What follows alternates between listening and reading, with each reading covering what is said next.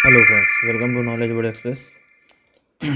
जब हम किसी मटेरियल को 3 सीलिंग का उपयोग करके उठाते हैं तो उस दौरान किस सीलिंग पे कितना लोड आता है वो हम यहाँ पर कैलकुलेट करेंगे, या कह सकते हैं कि कितने टन की मिनिमम सीलिंग हमें यूज़ करना पड़ेगा, उसका कैलकुलेशन हम यहाँ पर सीखेंगे।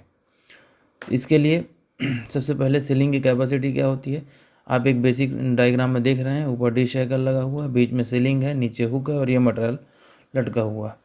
और sling to load angle 90 degree है, यहाँ पर थीटा डिग्री है जैसा कि दिखा रहे हैं। सीलिंग और ऑब्जेक्ट के बीच का जो एंगल होता है उसे स्लिंग टू लोड एंगल कहते हैं, और यहाँ पर ये एंगल 90 डिग्री है।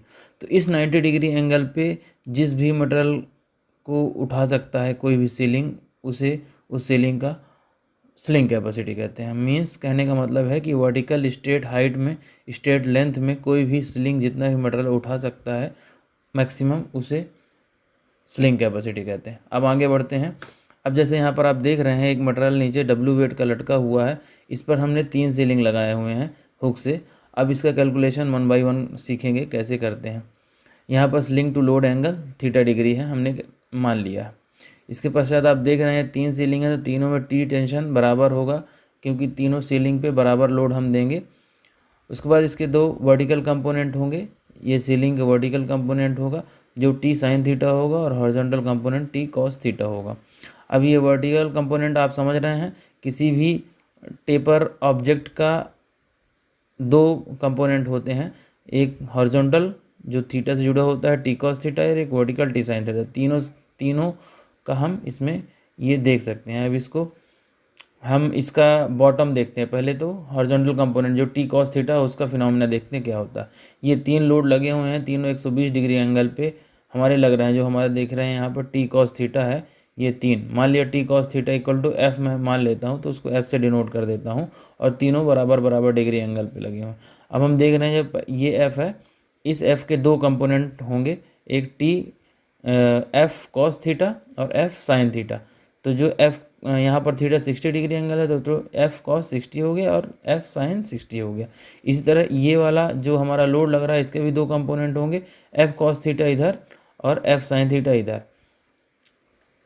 इधर हम कैलकुलेट कर लेते हैं, 2f cos 60 की वैल्यू 1/2 होता है, इक्वल टू एफ आ गया। मीन्स यहाँ पर एफ, ये कंपोनेंट एफ हो गया।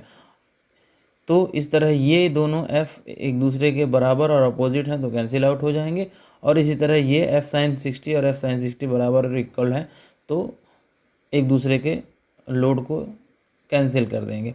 इस तरह हम देख सकते हैं कि हॉरिजॉन्टल कंपोनेंट के कारण कोई भी लोड आ नहीं रहा है, हॉरिजॉन्टल कंपोनेंट एक दूसरे को कैंसिल आउट कर दिए। अब आते हैं वर्टिकल लोड पे। अब यहाँ पर हमारे पास बचता है केवल सभी vertical load, 3 vertical load, T sine theta, T sine theta और टी साइन थीटा, क्योंकि 3 सीलिंग लगी हुई, और इन तीनों सीलिंग का टोटल लोड जो है बॉटम टोटल वेट को कवर करेगा। तो हम ऑल वर्टिकल कंपोनेंट को अब ऑल हॉरिजॉन्टल कंपोनेंट से इक्वेट कर देते हैं। तो अपवर्ड डायरेक्शन जितने लोड लग रहे हैं टी साइन थीटा 3 लग रहे हैं, equal to W opposite direction. तो इसको कैलकुलेट करके हम ये देख सकते हैं कि T equal to W upon T sine theta हो रहा है। अब यहाँ पर यदि मान लीजिए कई बार थीटा नहीं दिया रहता है हमें साइड पे कैलकुलेशन करने के लिए, तो वहाँ पर हम सीलिंग की लंबाई हुक सहित और यहाँ पर हुक से लेकर एल लंबाई कैलकुलेट कर लेते हैं, और एच कैलकुलेट कर लेते हैं बाई यूजिंग टेप। टेप का उपयोग करके हम जहाँ पर भी मटेरियल लिफ्ट करते हैं उस दौरान एल और एच ज्ञात कर लेते हैं, और हम जानते हैं कि sine theta equal to H upon L होता है।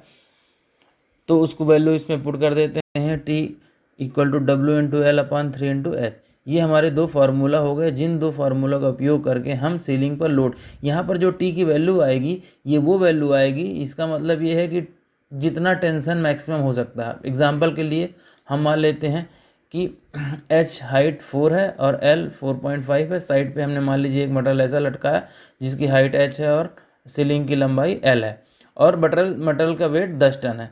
तो इस 10 टन में हम कैलकुलेट करेंगे टी इक्वल टू 3.75 टन आया। इसका मतलब ये है कि हर एक सीलिंग पे 3.75 मेट्रिक टन का लोड आ रहा है, तो हमें 7 मिनिमम जो है 3.75 मेट्रिक टन की सीलिंग का उपयोग करना पड़ेगा इस मटेरियल को उठाने के लिए। मतलब 3 सीलिंग मिनिमम 3.75 टन कैपेसिटी की होनी चाहिए। और सीलिंग कैपेसिटी क्या है पहली स्लाइड में मैंने आपको एक्सप्लेन कर दिया है। Thanks for watching. कोई डाउट हो कमेंट जरूर करें।